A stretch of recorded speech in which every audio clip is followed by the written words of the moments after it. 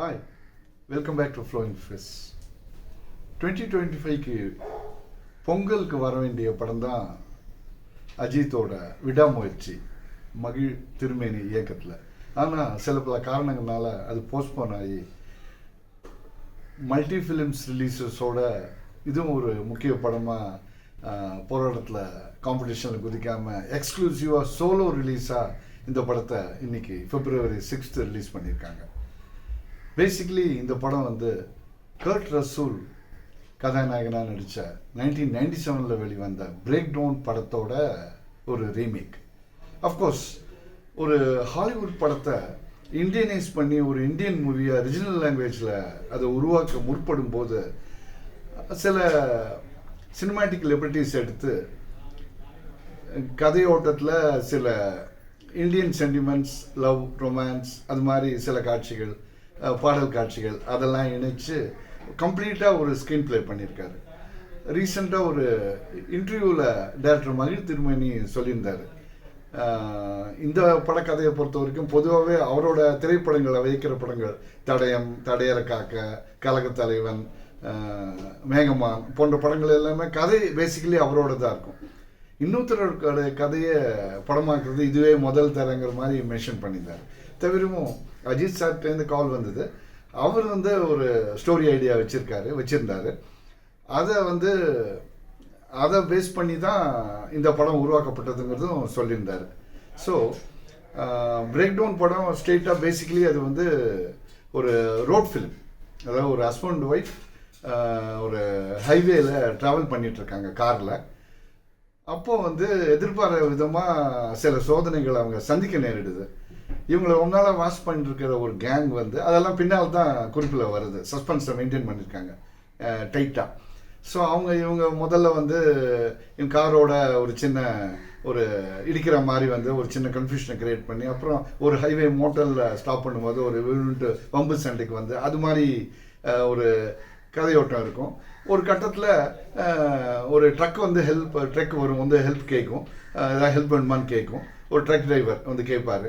அப்போது வந்து ஹீரோயின் சொல்லுவாங்க, நான் அவரோட போய் அந்த இடத்துல போய் வேற ஒரு மோட்டரில் போய் ஃபோன் பண்ணுறேன், ஸோ ஹெல்ப் கேட்கலாங்கிற மாதிரி.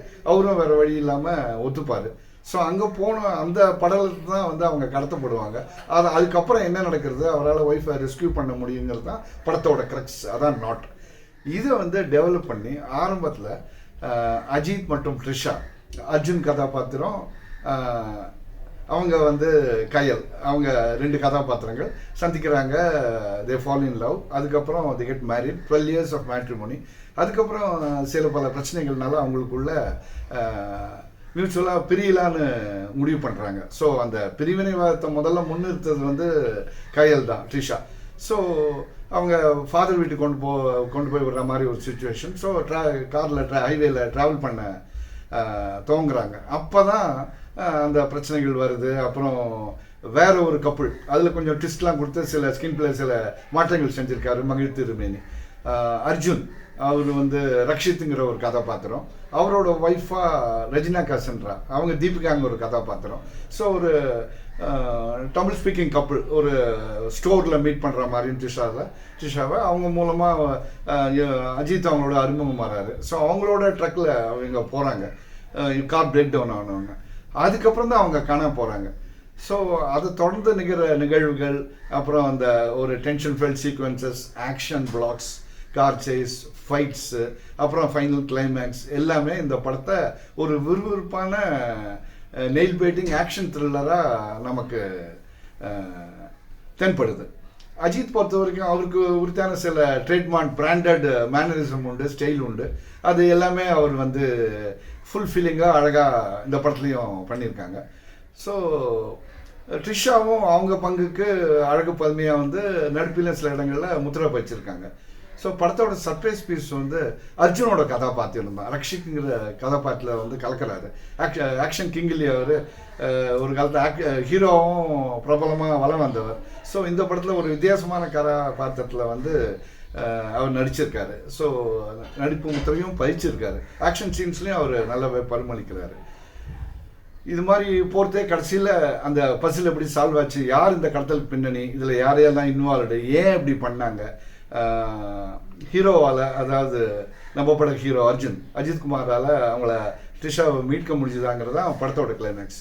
உச்சக்கட்ட கிளைமேக்ஸ் ஃப்ளைட்டில் அஜித்தும் அர்ஜுனும் ஒரு கைகலப்பு ரொம்ப நல்லா கோரியோகிராஃப் பண்ணியிருக்காங்க. ஆரவும் ஒரு முக்கிய கதாபாத்திரத்தில் வராரு.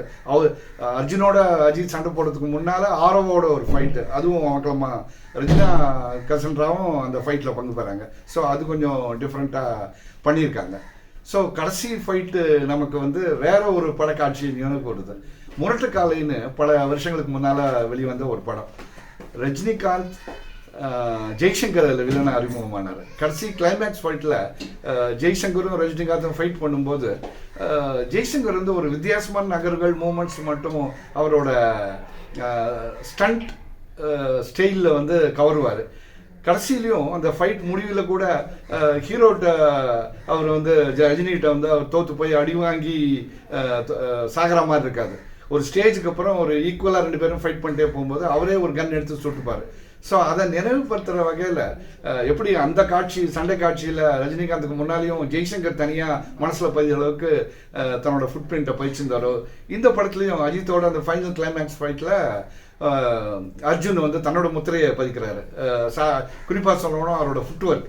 அஜித் எப்படி எவ்வளோ ஃபாஸ்ட்டாக ஸ்விஃப்டாக மூவ் பண்ணி நடிக்கிறாரோ அதே போல் அர்ஜுனும் ஃபுட் ஒர்க், அதாவது ஜீன் கிளாண்ட் வேன் டாமி போல் கைகளை போல பயன்படுத்தக்கூடிய ஒரு வல்லமை உண்டு அவருக்கு. லியோலையும் அது மாதிரி ஒரு ஃபைட் விஜயோடு பண்ணியிருந்தார். ஸோ அந்த ஃபைட்டை ரொம்ப அழகாக கோரியோகிராஃப் பண்ணியிருக்காங்க. அந்த ஸ்டண்ட் சீக்வன்சஸில் அந்த வந்து ஒரு குறிப்பிடத்தக்க ஒரு ஸ்டண்ட்டாக தான் கிளைமேக்ஸ் ஃபைட்டை உருவாக்கியிருக்காங்க. அதில் அஜித்தும் சிறப்பாகவே அவரோட ஃபேஸ் எக்ஸ்பிரஷன், பாடி லாங்குவேஜ் எல்லாமே இம்ப்ரெசிவாக அவரோட பிராண்டட் ஸ்டைலில் பண்ணியிருக்காரு. ஸோ மொத்தத்தில் ஒரு சோலோ ரிலீஸாக வந்துக்கிற இந்த படம் அஜித் ரசிகர்களுக்கு கண்டிப்பாக இது பிடிக்கும்.